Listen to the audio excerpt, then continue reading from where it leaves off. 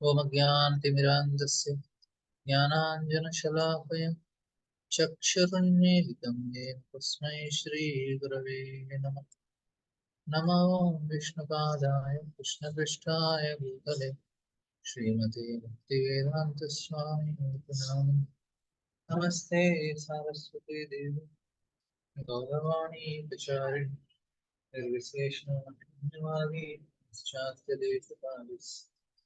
जय श्री कृष्ण चैतन्य प्रभु नित्यानंद श्री अद्वैत गदाधर श्रीवासदि गौरभक्तवृंद। हरे कृष्णा कृष्ण कृष्णा हरे हरे हरे राम राम राम हरे हरे। हरे कृष्णा। आप सबका स्वागत है हमारे आज के भगवद गीता क्लास में। तो हम लोग भगवद गीता का 6वां अध्याय चर्चा कर रहे हैं।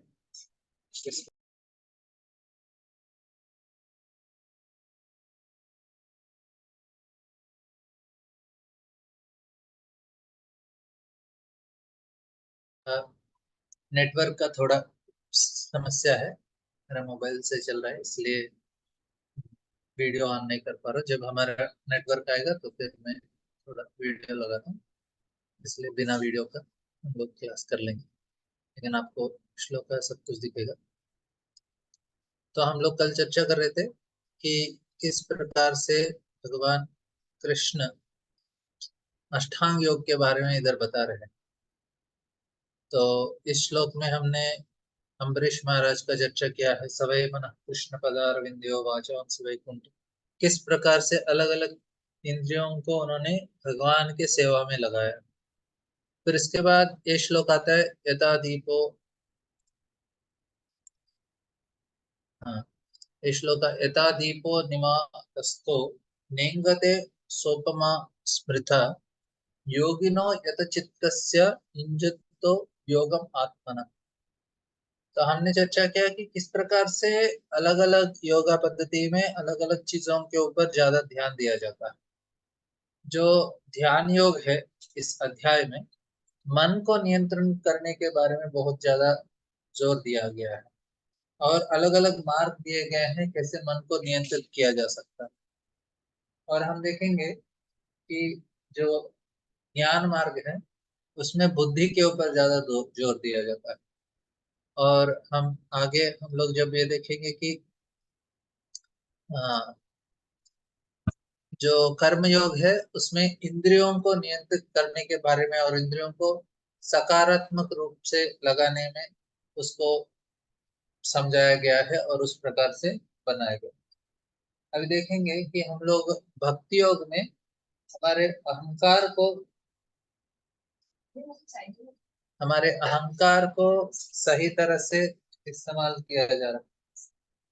तो उसमें अहंकार को हम भक्ति में हम भगवान के सेवक हैं, इसलिए हमें दीक्षा लेना बहुत जरूरी है क्योंकि हम गुरु के दास बनते। तो उस प्रकार से हम कृष्ण को दास बनने में हम अपने आप को एक तरह से सक्षम बनाते हैं और एक प्रशिक्षण मिलता है हमको कृष्ण के दास बनने में गुरु के द्वारा। तो इस प्रकार से तो इधर हम देख रहे हैं कि कैसे, हाँ, कैसे अष्टांग योग है, इसलिए इसके ऊपर बुद्धि के ऊपर ज्यादा बल दिया गया है किस प्रकार से बुद्धि का नियंत्रण करना चाहिए। तो इधर बुद्धि नहीं, मन का। तो इधर यथाधीपो निवातस्थो निंगते सोपमा सोपमा स्मृता योगिनो यत चित्तस्य युञ्जतो योगमात्म। जिस प्रकार वायु रहित स्थान में दीपक हिलता डुलता नहीं, उसी तरह जिस योगी का मन वश में होता है। तो इधर मन के बारे में ही बताया गया। मन को वश कर वह आत्म तत्व के ध्यान में सदैव स्थिर रहता है। तो इस चीज को बताया कि कैसे वो स्थिर हो जाते हैं, इस प्रकार से वे भगवान के ऊपर अपने मन को नियंत्रण करने से। तो आगे का श्लोक में भगवान और इधर कुछ किस प्रकार से और आगे बढ़कर क्या करने वाला योगी इसके बारे में बताते हैं। यत्रो परमते चित्तम निरुद्धं योग सेवया यत्र चैवात्मनात्मानं पश्यन् आत्मनि तुष्यति सुखम् आत्यन्तिकं यत्तत् बुद्धिग्राह्यम् अतीन्द्रियं वेत्ति यत्र न चैवायम् इतश्चलति तत्त्वतः यं लब्ध्वा चापरं लाभं मन्यते नाधिकं ततः यस्मिन् स्थितो न दुःखेन गुरुणाप्य विचाल्यते तं विद्या दुःखसंयोग वियोगम योग संजितम। इसमें इन 4 श्लोकों में भगवान बता रहे हैं सिद्धि की अवस्था में। तो पहले भगवान ने जो जो लोग सिद्ध स्थिति को पहुंच नहीं पाए उनके बारे में बताया गया है। मतलब उनको किस प्रकार से स्टेप बाय स्टेप अपने चीजों को पालन करना चाहिए। लेकिन जिस व्यक्ति ने ऑलरेडी उस स्थिति को पहुंचा है उसको क्या करना चाहिए। मतलब एक स्तर पे वे सारे कर्मों को त्याग सकते हैं और सिर्फ अपने सारे कर्मों को छोड़कर मन एकदम उनका पूरी तरह से सारे वासनाओं से सारे इच्छाओं से रहित हो गया। तो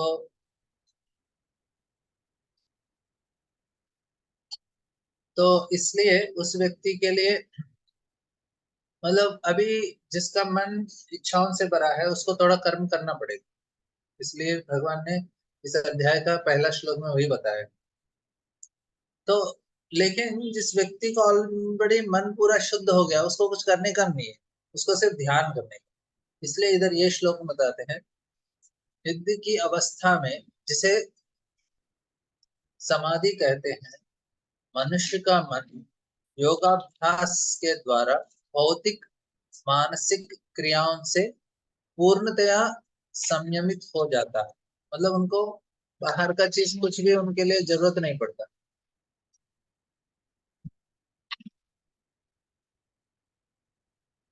ओके, तो इधर हमको उमाकांत रेड्डी प्रभु तिरुमला में है, तो सारे भक्तों को तिरुमला का दर्शन कराना चाहते हैं। तो मैं इधर स्क्रीन शेयर उनको पिन करता हूँ मैं। तो आप सभी लोग अ, तिरुमला का दर्शन कर सकते हैं। अरे दर्शन करा दीजिए हमको। सबको आज भगवान बालाजी का दर्शन मिल रहा है। बालाजी भगवान की जय। ये जो आप पर्वत देख रहे हैं ये बालाजी इन पर्वतों में स्थित है। तो हालांकि इतना क्लियर नहीं है फिर भी आप दर्शन कर लीजिए। भगवान प्रार्थना कर लीजिए बालाजी भगवान को हमें कृपा करे और हमारा जो भगवत गीता का जो अध्ययन है वो अच्छे से हम कर पाए और सही तरह से उनके जो शिक्षाएं सीख पाए। चलो बालाजी भगवान की जय। गोविंद देव की जय। बहुत बहुत धन्यवाद प्रभु। हरे कृष्ण। हाँ ब्रो, इधर इतना क्लियर नहीं है लेकिन इतना है उसके अंदर भगवान का दर्शन।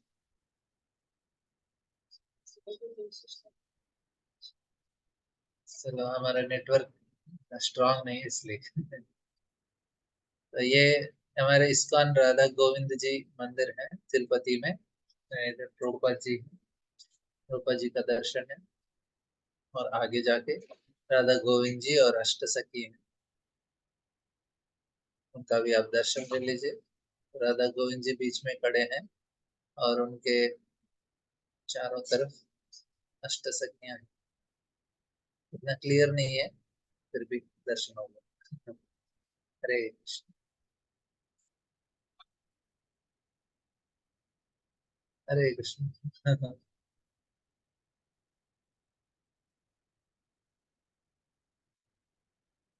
तो,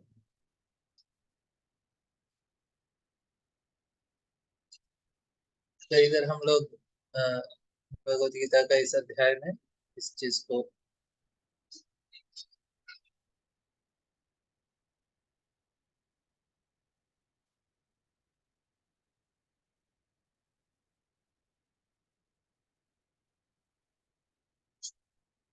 सिद्धि की अवस्था में, जिससे समाधि कहते हैं, मनुष्य का योग मन योग योगाभ्यास के द्वारा भौतिक मानसिक क्रियाओं से पूर्णतया संयमित हो जाता है। तो भौतिक मानसिक क्रियाएं, तो ये बहुत महत्वपूर्ण है। तो इस स्थिति की विशेषता यह है कि मनुष्य शुद्ध मन से अपने को देख और अपने आप में आनंद उठा सकता है। तो अपने आप को देख रहा है और उसमें उसको आनंद में मिल रहा है, ये बहुत महत्वपूर्ण है। उस आनंदमय स्थिति में वह दिव्य इंद्रियों द्वारा असीम दिव्य सुख में स्थित रहता है। तो ये क्या हो रहा है कि जो व्यक्ति आत्मा के स्तर पे होता है उसको इंद्रियों से कुछ आनंद नहीं मिलता, तो उसको मिलता है सिर्फ अपने उनको जो आनंद मिलता है आत्मा के स्तर पे मिलता है। उस आनंदमय स्थिति में वह दिव्य इंद्रियों द्वारा असीम दिव्य सुख में स्थिर रहता है। इस प्रकार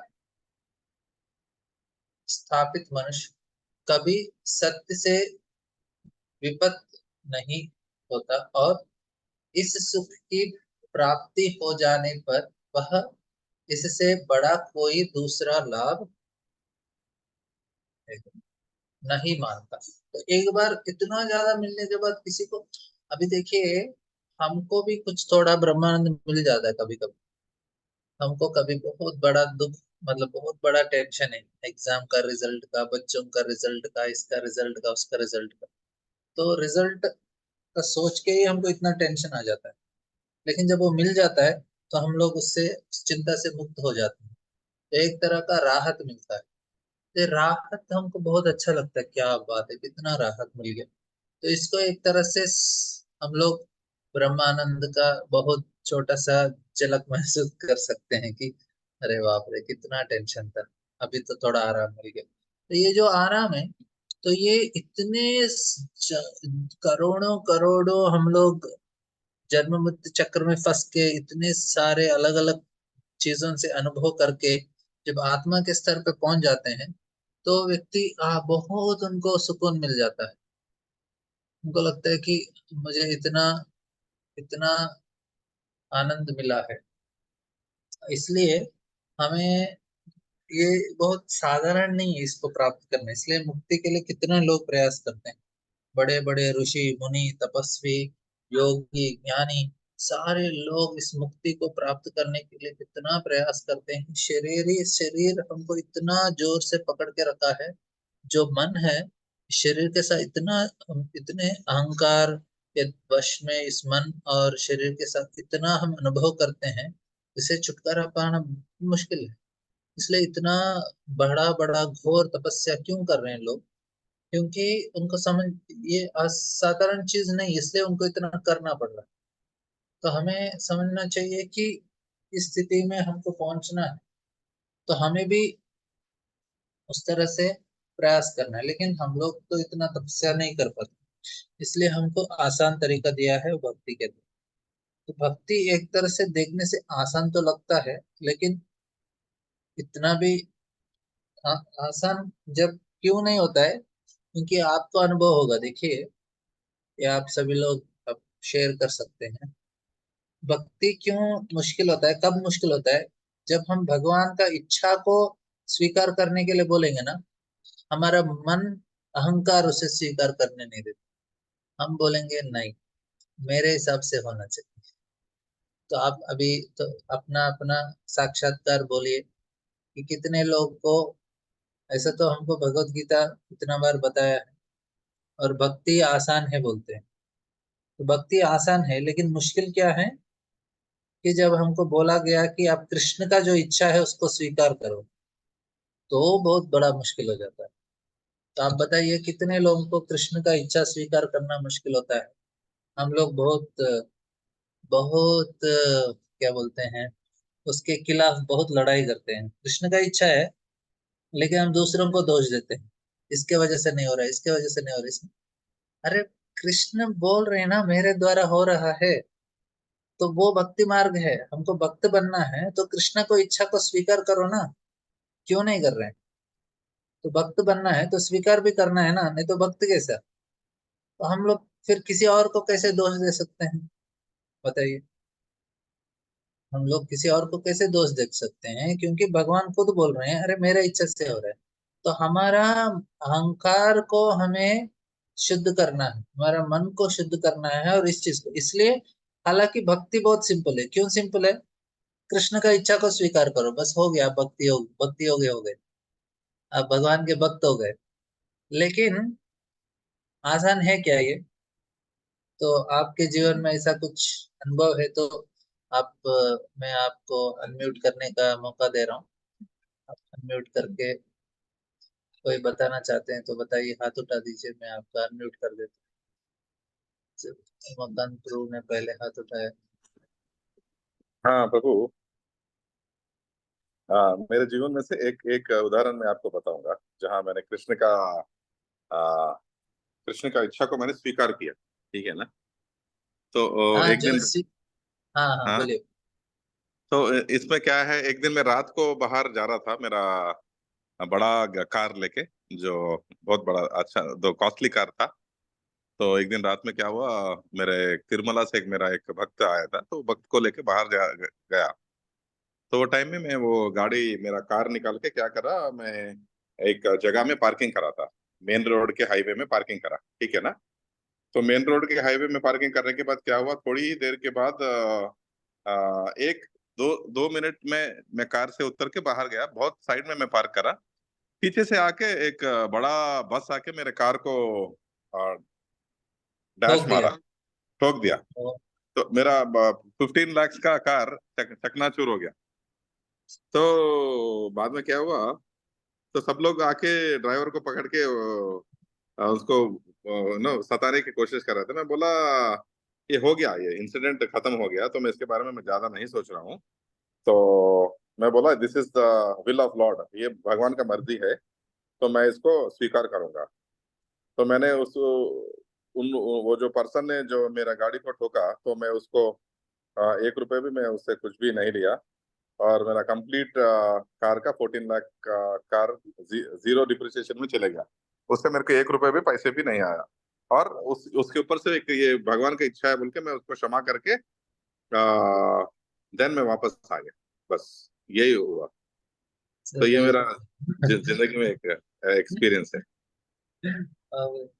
तो भगवान ने सही समय पे आपको नीचे उतारा और गाड़ी को गाड़ी पूरा खराब हो गया, लेकिन आप हाँ, बच गए। मैं बच गया। हाँ, मैं तो बच गया। भगवान ने आपका जान बचाया, कार नहीं बचाया। हाँ, कार ने बचाया, बट आई वाज मेरे को बहुत अच्छा लगा कि चलो भाई, कार तो गया, बट उसकी वजह से एक अच्छा एक्सपीरियंस भी मिला मेरे को कि नहीं, उस हाँ, उस ये उमाकांत प्रभु भक्त है, इसलिए इसलिए इस प्रकार से उन्होंने स्वीकार कर लिया। हाँ, कोई और वैसे होता तो 15 लाख के लिए कितना रोते। तो अच्छा है प्रभु, आपने, आप भक्त हैं। इसलिए हाँ आप हाँ, स्वीकार कर पाए। स्वीकार कर थैंक यू लिया। प्रभु, बहुत अच्छा लगा। Thank you. हरे कृष्ण। और कोई, आप दोनों तरफ से उदाहरण दे सकते हैं, मतलब जिसमें आपने भक्त का, जैसे आपने स्वीकार कर पाया, जिसमें स्वीकार नहीं कर पाए।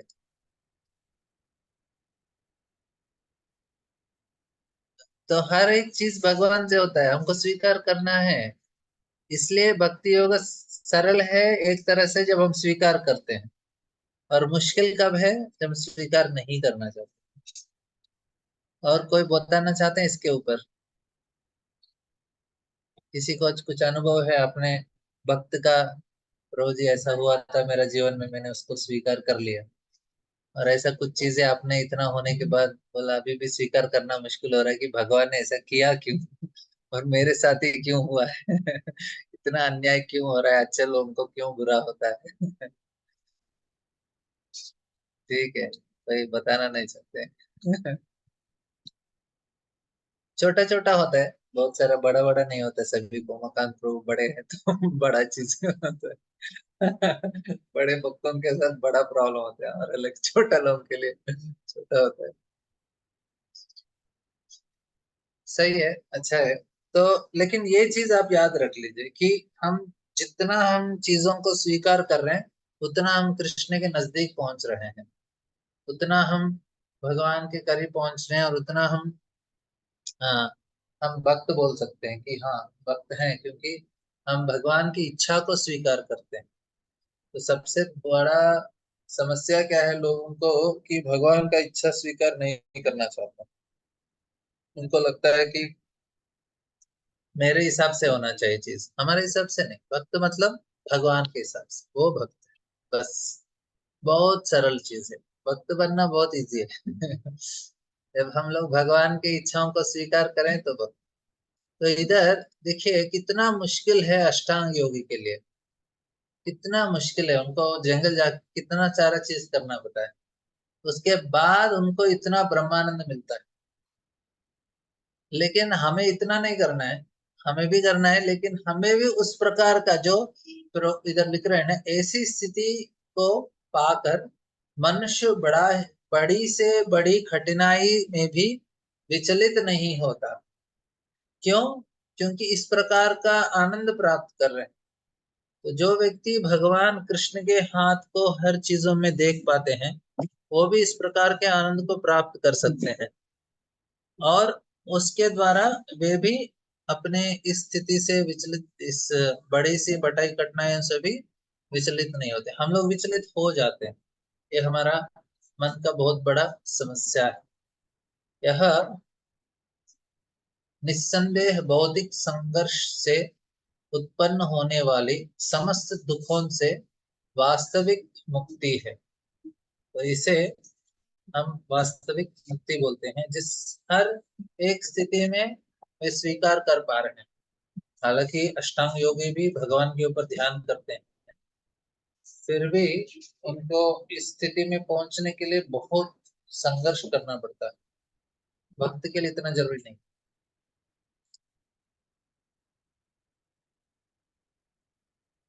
आपको व्हाट्सएप में, सॉरी, चैट में आपको मकान प्रभु ने पूरे तिरुमला के अलग अलग फोटो भेजे हैं। बाद में आप दर्शन कर लीजिएगा भगवान तिरुपति बालाजी का। और आगे का श्लोक में, तो ये देखिए बहुत मुश्किल चीज है, लेकिन हमको ऐसे ही करना। आगे का श्लोक में भगवान बताते हैं, न सोचयेन योक्तव्यो योगो निर्विण्ण चेतसा संकल्प प्रभवान् कामान् त्यक्त्वा सर्वान् शेषतः मना मनसैवेन्द्रियग्रामं विनियम्य समन्ततः। बोल रहे हैं कि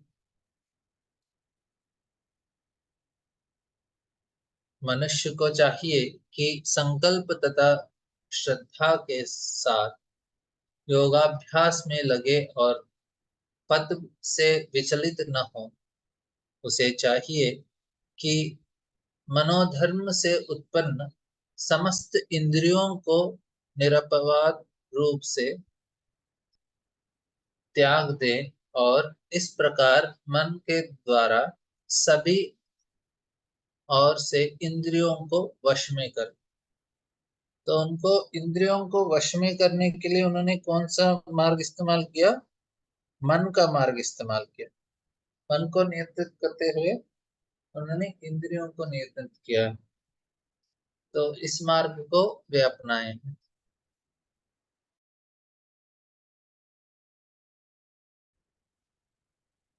तो इधर हम लोग देख रहे हैं कि ये मार्ग ठीक है, थोड़ा बहुत जितना हो सके उतना लोग कर लेते हैं, लेकिन हमारे लिए नहीं है। हम लोग भगवान का शुद्ध शनैः शनैरुपरमे बुद्ध्या धृति गृहीतया आत्मा संस्थं मनः कृत्वा न किंचित अपि चेतये चिंतयेत्। इधर बोल रहे हैं कि क्षणैर क्षणैर धीरे धीरे क्रमशः पूर्ण विश्वास पूर्वक बुद्धि के द्वारा समाधि में स्थित होना चाहिए और इस प्रकार मन को आत्मा में ही स्थिर करना चाहिए तथा अन्य कुछ भी नहीं सोचना चाहिए। तो इस प्रकार से तो बता रहे हैं कि कैसे इंद्रियों को और बुद्धि को तो इस्तेमाल कैसे किया गया है। तो मैं आपको इधर हम अपना चार्ट से समझाने का प्रयास करता हूं आपके लिए। तो इसमें देखिए मैं आपको बताया कर्मयोग, ज्ञान योग और ध्यान योग।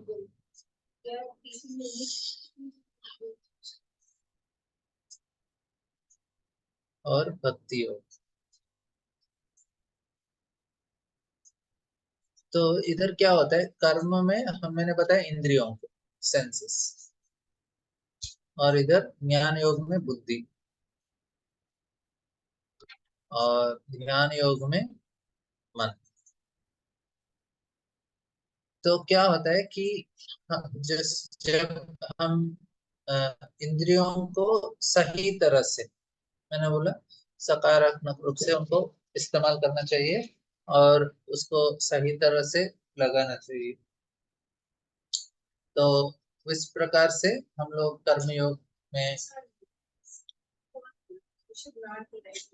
कर्मयोग में हम लोग अपनी इंद्रियों को वश में करते हैं।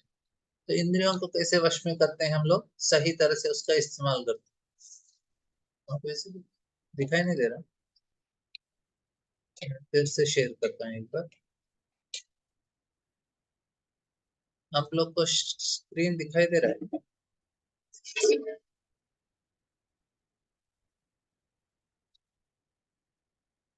स्क्रीन दिखाई दे रहा है? ओके। हरे कृष्णा प्रभु जी, दंडवत प्रणाम। కనిపిస్తున్నా మధ్య दिखाई दे रहा है? ఇప్పుడు ఓకే ప్రభు జీ, ఇప్పుడు ఇందాక రాలేదు ప్రభు జీ। ओके। ఇంతకు ముందు हरे कृष्णा धन्यवाद दिखाई दे ప్రభు रहा जी। है। हाँ हाँ ठीक है।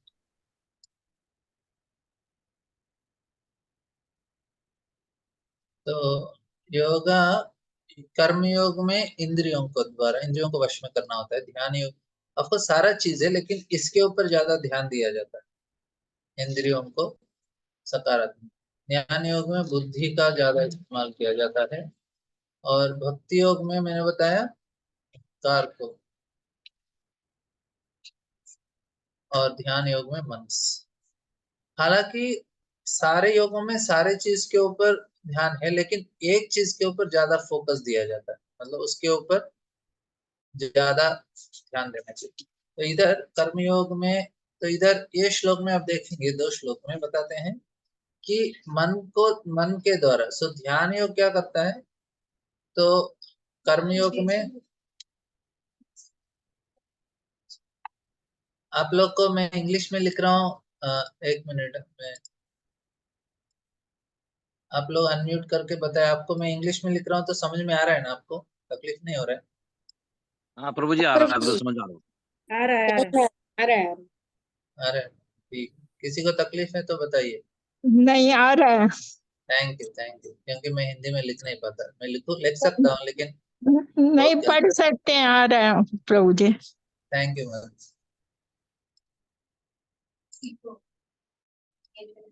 बहुत बहुत धन्यवाद, आपने बहुत मेरे से मतलब बहुत कोऑपरेट किया। मैं तो इधर सेंसेस आपने बहुत सहयोग दिया है, मैं बहुत आभारी हूँ आप लोग का। तो सेंसेस मतलब इंद्रियां, तो इंद्रियों को तो इंद्रियों को सही तरह से लगाएंगे तब क्या होता है कर्मयोग द्वारा। तो इंद्रियों को तो उससे क्या होता है बुद्धि प्राप्त होती है। आपको याद होगा कि हम लोग कर्मयोग का चर्चा कर रहे थे, तो पहला बेनिफिट क्या होता है? दिव्य ज्ञान प्राप्त होता है। आपको याद होगा, याद नहीं है तो फिर मैं याद करा दूं कि कर्मयोग हम सही तरह से करेंगे। यज्ञ किया तो क्या क्या बेनिफिट है, आपने याद, यज्ञ किया तो क्या क्या बेनिफिट है, मैं हमने डिस्कस किया है। यज्ञ मतलब कर्मयोग होता है ना, यज्ञ मतलब कर्मयोग। तो कर्मयोग के द्वारा क्या क्या बेनिफिट हमको? पहला बेनिफिट है, याद है किसी को? आपको मैं अनम्यूट करने का मौका देता हूँ, आप लोग बता दीजिए क्या क्या बेनिफिट होता है यज्ञ का, यज्ञ के द्वारा। अनम्यूट करके बता सकते हैं। 3 बेनिफिट है, 4 बेनिफिट है कर्मयोग, जो यज्ञ करने से क्या बेनिफिट होता है? पहला, हमने 3 अध्याय चर्चा किया, दूसरा, तीसरा, चौथा। हम बंधन से छुटकारा पाते हैं प्रभु जी। ठीक है, बंधन से छुटकारा, लास्ट वर्ड। हाँ, कर्म बंधन से छुटकारा फर्स्ट वन है, कर्म बंधन से। आत्मज्ञान प्राप्त होता है, हाँ, कर्म बंधन से मुक्ति। मुक्ति। हाँ, आत्मज्ञान प्राप्त होता है।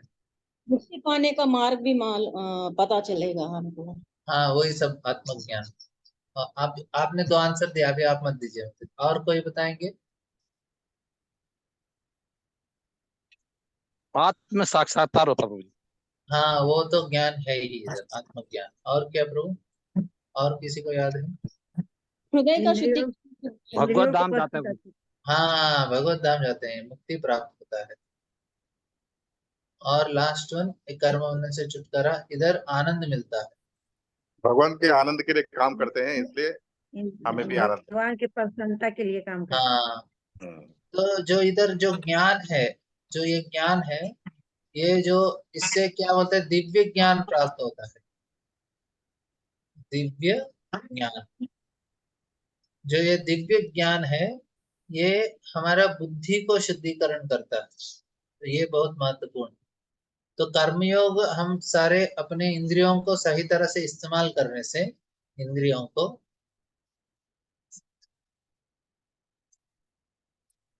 को सही तरह से इस्तेमाल किया तो हमें क्या प्राप्त हुआ? ज्ञान प्राप्त। ये ज्ञान किसके लिए? बुद्धि को शुद्ध करने के लिए, और दूसरा, मन को स्थिर करने के लिए, बुद्धि को बुद्धि को एकदम स्ट्रांग। तो ये ज्ञान जो है हमको 2 तरह से, तो इंद्रियों को सही तरह से इस्तेमाल करके हमने क्या किया? यज्ञ किया, तो उससे क्या हुआ? हमको ज्ञान प्राप्त हुआ, जिससे बुद्धि और मन। तो हमने इधर देखा ना कि इंद्रियों के द्वारा बुद्धि और मन को अपने वश में कर रहे हैं। कौन सा योग के द्वारा? ये कर्म योग के द्वारा।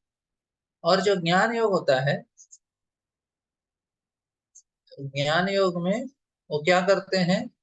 बुद्धि बुद्धि के द्वारा इंद्रियों को और मन को,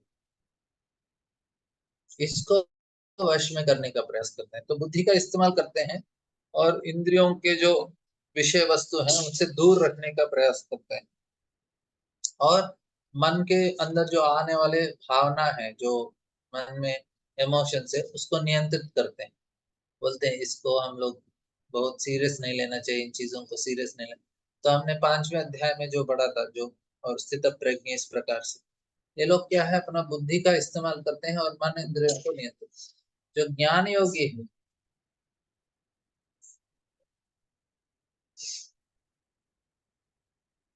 जो ध्यान योगी,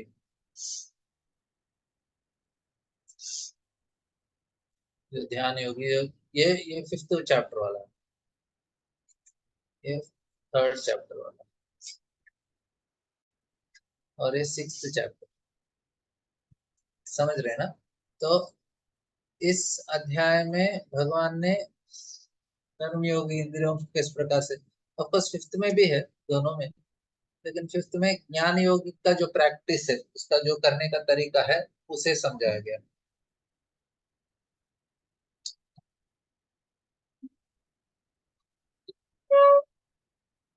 तो और फिर छठवें अध्याय में ध्यान योग। तो ध्यान योगी क्या कर रहे हैं, अपने मन के द्वारा इंद्रियों को और बुद्धि को दोनों को वश में कर रहे हैं। वो ये श्लोक में बताया अभी जो हम चर्चा कर रहे हैं।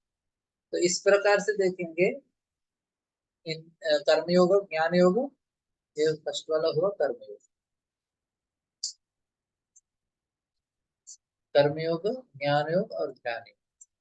तो एक में इंद्रियों द्वारा बुद्धि मन को, एक में बुद्धि के द्वारा इंद्रिय मन को, एक में मन के द्वारा इंद्रिय। सो सारे चीज इस तरह से कर रहे हैं। लेकिन एक चीज है इधर, वो क्या है कि वो जो इनका अहंकार है ना, ऐसा के ऐसा ही रह जाता है। अहंकार में ज्यादा परिवर्तन नहीं होता।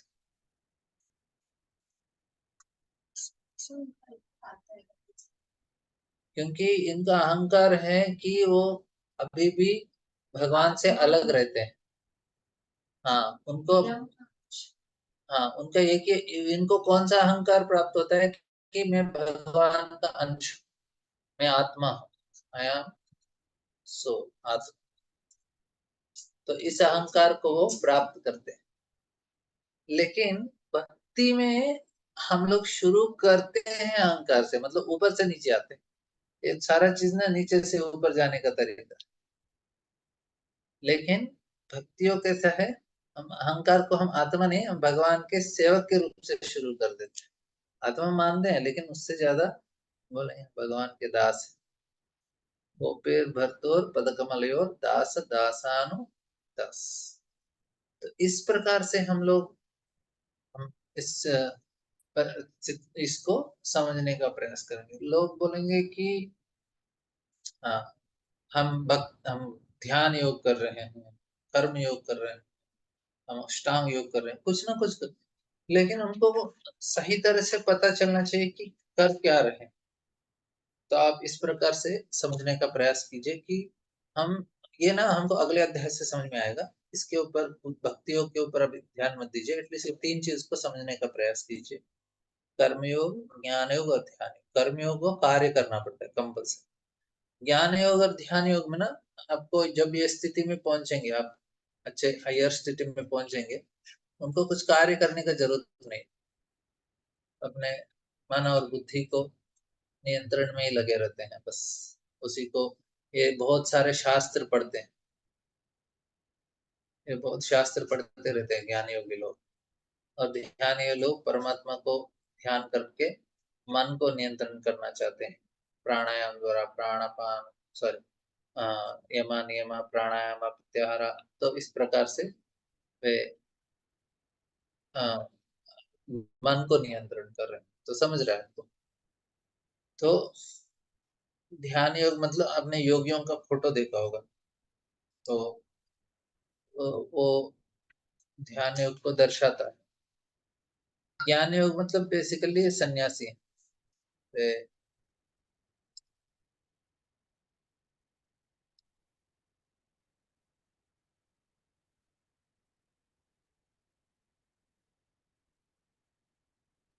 बहुत सारे शास्त्र पढ़ते हैं और उसके द्वारा हर चीज को समझने का प्रयास करते हैं।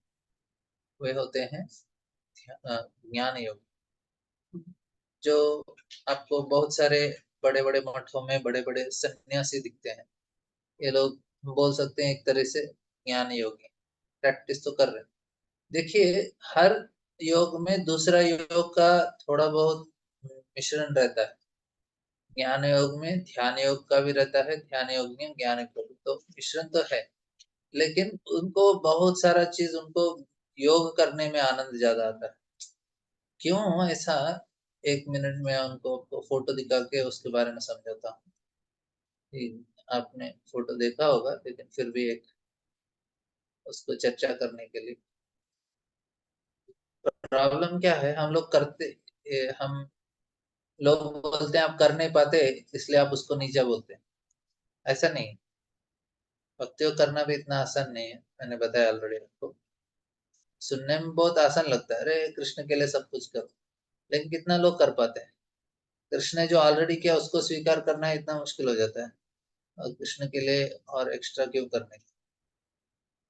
ऑलरेडी भगवान जो चाहिए उनके हिसाब से ही कर रहे हैं, और हमको बोल रहे हैं कि आप भी उनके हिसाब से करो। तो कभी कभी थोड़ा तकलीफ होता है, लेकिन अभी क्या कर सकते हैं। वक्त बनना है तो थोड़ा बहुत तो मुश्किल हमको भी उठाना पड़ेगा। हिमालय तो नहीं जा सकते, ज्ञान योगी नहीं बन सकते।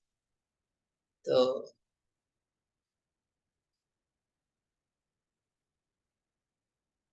हाँ, एक फोटो है, आपके लिए दिखाता हूँ।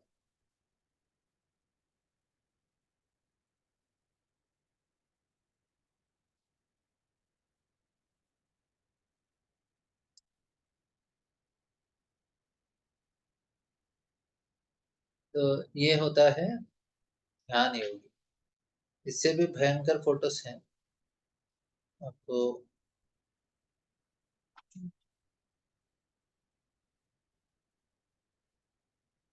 मैं दिखता हूँ। अभी क्यों, देखिए, हर हर एक धर्म में, आप इस्लाम या क्रिश्चियनिटी या कोई भी जुडाइज्म, कुछ कुछ भी आप लेंगे। हाँ, मिल गया। जो योगी का फोटो मुझे आपको दिखाना था।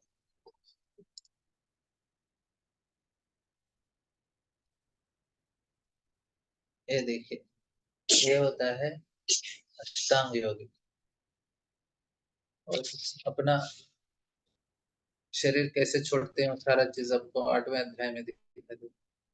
अभी कौन रेडी है हम में से इस प्रकार का तपस्या करने के लिए? इसका सारा जो आजू बाजू से पेड़ पौधा भी उनको पूरा, उनके शरीर के ऊपर आग है, और उनका शरीर ऐसा लग रहा है कि उन्होंने कुछ सालों तक कुछ खाया नहीं। तो सुनने में बहुत तकलीफ हो रहा है। तो लेकिन देखिए कैसा है कि कुछ लोगों का, उनका अहंकार का स्थिति ऐसा है कि उनको लगता है कि बिना कुछ बहुत कठोर चीज किए हमें प्राप्त होता ही नहीं है। फिर से ध्यान से समझने का प्रयास कीजिए कि इनका एक तरह का अहंकार होता है। उस अहंकार के अंतर्गत उनको लगता है कि बिना कुछ बहुत कठिन किए मिलेगा ही नहीं ये चीज। तो इसलिए उनको इस प्रकार से तपस्या करने में उनको बहुत आनंद भी आता है। कुछ तो किया हमने। अभी हमको बोलेंगे प्रभु जी आराम से ना प्रसाद खा लेना, सुबह उठने का, मंगल आरती करने का, जप करने का, प्रसाद लेने का, बस भगवत धाम चले जाए। तो अभी ये आप अष्टांग योग के बोलेंगे, वो बोलेगा ऐसा थोड़ी होता है, इतना आसान से कुछ भी नहीं, हमको कष्ट करना ही पड़ेगा। तो ये, क्योंकि उनका मेंटालिटी ऐसा है, तो उनको लगता है कि इस प्रकार से करने से ही होता है। समझ रहे ना? तो इसलिए भगवान ने ऐसा मार्ग दिया उन लोग के लिए। उनको कुछ तो मजा आना चाहिए कष्ट करके, आसान से उनको नहीं। और ज्ञान योगी ऐसे लोग हैं, उनको ना बहुत बड़े बड़े शास्त्र पढ़ के इधर का उधर, उधर का इधर, ऊपर नीचे समझने से लगता है हाँ मजा आ गया। अभी उपनिषद है, उसमें कुछ भी सीधा नहीं लिखा रहता है। बहुत बहुत मतलब बहुत उनका जो भाषा है और उनके बताने का तरीका है, इतना जटिल रहता है कि उसको समझने के लिए बहुत दिमाग इस्तेमाल करना पड़ता है। अभी वो सीधा बताते नहीं होता, उसमें बताते हैं अश्नाविरम शुद्धम अपाप विद्धम ओम पूर्णमदः पूर्णमिदम। ऑफकोर्स ये तो श्लोक बोलते हैं,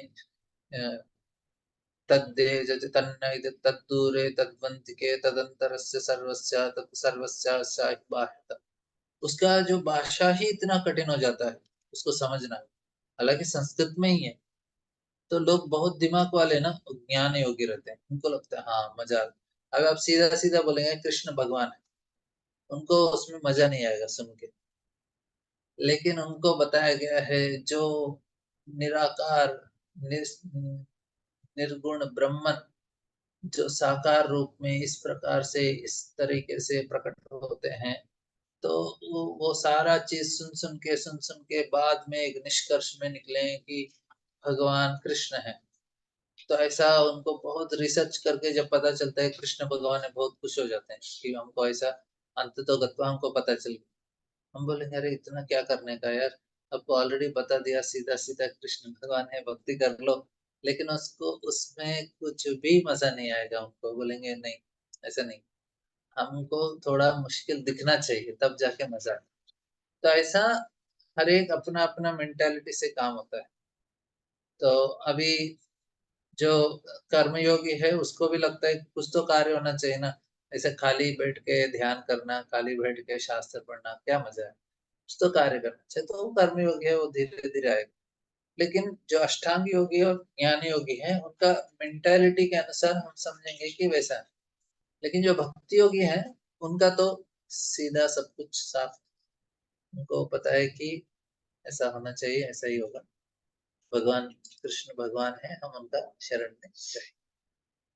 ठीक है, आज ना थोड़ा सिग्नल का हमारा प्रॉब्लम है, इसलिए मैंने वीडियो बंद किया है। तो किसी को कुछ प्रश्न है? किसी को कुछ प्रश्न है?